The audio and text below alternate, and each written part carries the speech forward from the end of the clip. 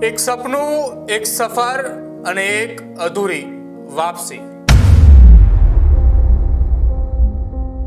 એક એવી રાત કે જેના પછી એક પરિવારે આજે પણ દરવાજા તરફ જોતો બેઠો છે, જેની એક ભૂલથી અનેક સપનાઓ એ કાયમ માટે અધૂરા રહી ગયા। ભીષ્મ રાજ્ય ગુરુ કે જે અભ્યાસમાં હોશિયાર, મિત્રોમાં લોકપ્રિય અને પરિવારની એ આશાઓનું કેન્દ્ર હતું।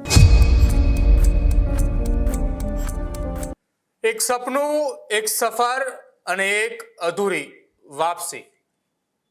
22 વર્ષની ઉંમર, આંખોમાં વિદેશમાં કારકિર્દી બનાવવાના સપના, પરિવારને ગર્વ થાય તેવી સફળતા અને મિત્રો માટે હંમેશા મદદરૂપ રહેતો એક યુવાન ચહેરો, પણ માત્ર થોડી જ સેકન્ડોમાં બધું જ બદલાઈ ગયું।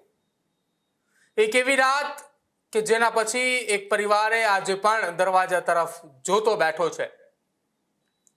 શું બન્યું હતું એ રાત્રે ને કોણ હતી એ વ્યક્તિ જેની એક ભૂલથી અનેક સપનાઓ એ કાયમ માટે અધૂરા રહી ગયા, અને શા માટે હજારો કિલોમીટર દૂર બેઠેલો ગુજરાતી સમાજ પણ એ શોકમાં છે। આ એક એવા ગુજરાતી યુવાનની હૃદયસ્પર્શી કહાની જે હવે પોતાના વતન તો ફરશે, પરંતુ જીવિત નહીં હોય। એક અધૂરી સફર। અમદાવાદના ઘાટલોડિયા વિસ્તારની અંદર યશકુંજ સોસાયટીની અંદર રહેતો એક સામાન્ય પરિવાર, જેના ઘરમાંથી 4 વર્ષ પહેલા એક દીકરો એ સપનાઓને સાકાર કરવા માટે હજારો કિલોમીટર દૂર કેનેડા જાય છે।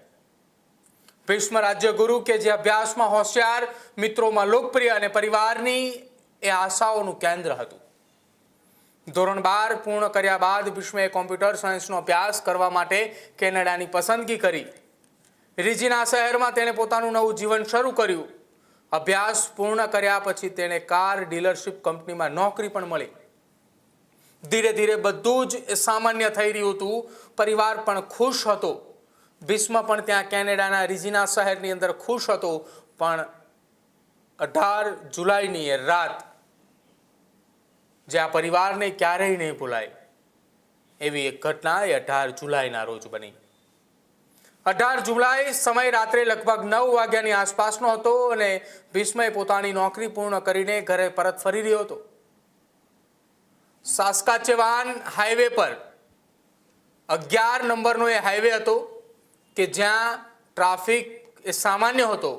ભીષ્મ પોતાની લેનમાં કાર ચલાવી રહ્યો હતો, એ જ દરમિયાન સામેથી પૂરપાટ ઝડપે કાર આવી અને આ કારે એ પોતાની લેનમાં ન હતી ચાલતી, તે રોંગ સાઈડની અંદર આવતી હતી અને ગણતરીની સેકન્ડમાં એક ભયાનક ટક્કર થઈ।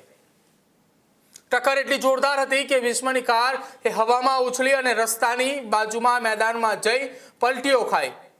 આ અકસ્માત બાદ સમગ્ર હાઈવે ઉપર અફરાતફરી મચી અને ટ્રાફિક એ લાંબા સમય સુધી અટકી ગયો। રેસ્ક્યુની ટીમ અને પોલીસે ઘટના સ્થળે પહોંચી। અકસ્માત એટલો ગંભીર હતો કે ભીષ્મને ગંભીર આંતરિક ઈજાઓ પહોંચી। ઇન્ટરનલ બ્લીડિંગના કારણે તેનું ઘટના સ્થળ ઉપર મોત નીપજ્યું અને પરિવારથી હજારો કિલોમીટર દૂર એક ગુજરાતી યુવાનની સફર ત્યાં ને ત્યાં જ પૂરી થઈ। આ સમાચાર તેના મિત્રો સુધી પહોંચ્યા અને આખા એ ગુજરાતી સમાજના એ તમામ લોકો એ રીજીના દોડી આવ્યા કે જ્યાં આખી આ ઘટના બની। દરેક વ્યક્તિ આશ્ચર્યમાં હતી, કારણ કે થોડા કલાકો પહેલા જ ભીષ્મ સૌ સાથે હસતો ફરતો રમતો એ ત્યાંથી નીકળ્યો હતો। અકસ્માતની તપાસ શરૂ થઈ અને તપાસમાં જે સામે આવ્યું એને તમામ લોકોના હોશ ઉડાડી દીધા છે। કેનેડિયન મીડિયા રિપોર્ટ્સ અનુસાર અકસ્માત કરનાર વ્યક્તિનું નામ જેડન ડેલ્ક્સ કે જે સાસ્કાચેવાન રફ રાઇડર્સ ટીમનો કેપ્ટન હોવાનું સામે આવ્યું। પોલીસ તપાસ દરમિયાન તેની કારમાંથી આલ્કોહોલ અને ડ્રગ્સ પણ મળી આવ્યા હોવાની વાત સામે આવી છે। મીડિયાના રિપોર્ટ્સ અનુસાર પ્રાથમિક તપાસમાં સામે આવ્યું કે કાર રોંગ સાઈડમાં હતી અને એ જ કાર આ જીવલેણ અકસ્માત સર્જ્યો। પોલીસે પોતાની આખી આ ઘટનામાં તપાસની શરૂઆત કરી અને આરોપી સામે કાર્યવાહી શરૂ પણ કરી। ભીષ્મ માત્ર એક વિદ્યાર્થી નહોતો, માત્ર એક કર્મચારી પણ નહોતો. તેને રિજિનામાં રહેતા ગુજરાતી સમાજ માટે ખૂબ સક્રિય હતો. તે અનેક સામાજિક પ્રવૃત્તિઓમાં જોડાયેલો હતો અને ગુજરાતીઓ માટે દર વર્ષે છેલ્લા 4 વર્ષથી ત્યાં ગરબાનું આયોજન પણ કરતો. નવા વિદ્યાર્થીઓને માર્ગદર્શન આપતો અને જ્યાં જરૂર પડે ત્યાં નિઃશુલ્ક મદદ માટે હંમેશા તૈયાર પણ રહેતો.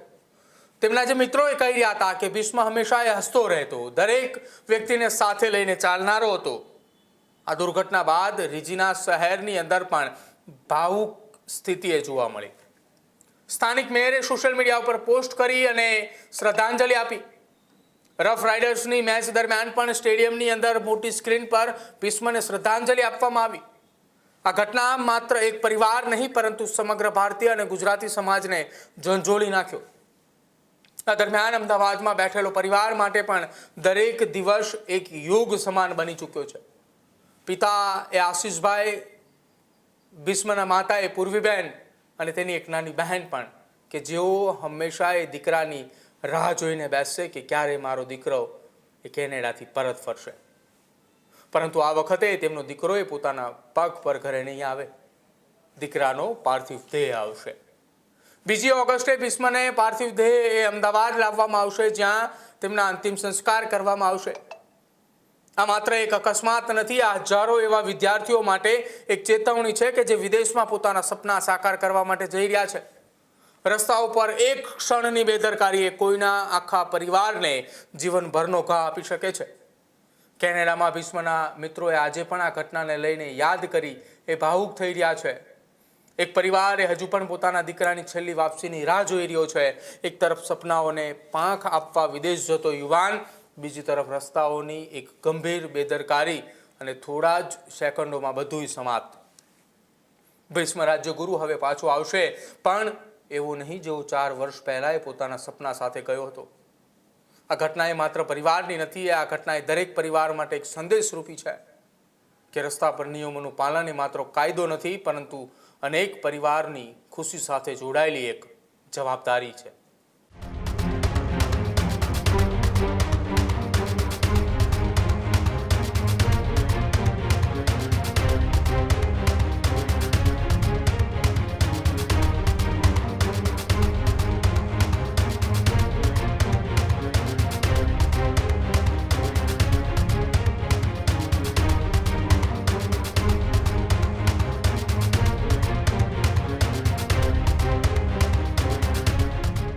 ખેડૂત ભાઈઓ છે ખેતરમાં ડ્રોન ઉડાવતા હોય છે ત્યારે આપણે એક પ્રશ્ન સતાવતો હોય છે કે જે આપણે અત્યાર સુધી જીપીએસ ટેકનોલોજીવાળા ડ્રોન વાપર્યા છે, જેથી કરીને મોબાઈલ ટાવર છે અથવા તો હાઈ ટેન્શન લાઇન પસાર થતી હોય, કોઈ વૃક્ષો હોય, ત્યારે જે જીપીએસ ટેકનોલોજીવાળા ડ્રોન છે એમાં ટકરાય અને ટ્રેસ થાય છે. પણ એગ્રીવન લાવ્યું છે જીએનએસએસ ટેકનોલોજી ડ્રોન, જેથી કરીને એ ડ્રોન છે એ કોઈ જગ્યાએ ટકરાય નહીં, પોતાની રીતે જ ડિસિઝન લે છે અને મૂવ થઈ જાય છે, જેથી કરીને જીએનએસએસ ટેકનોલોજી ડ્રોન છે એ વાપરવાનો આગ્રહ રાખો. આ જ પ્રકારની તમામ અપડેટ જોવા માટે ન્યૂઝરૂમ ગુજરાતને લાઇક, શેર અને સબસ્ક્રાઇબ કરવાનું ભૂલતા નહીં.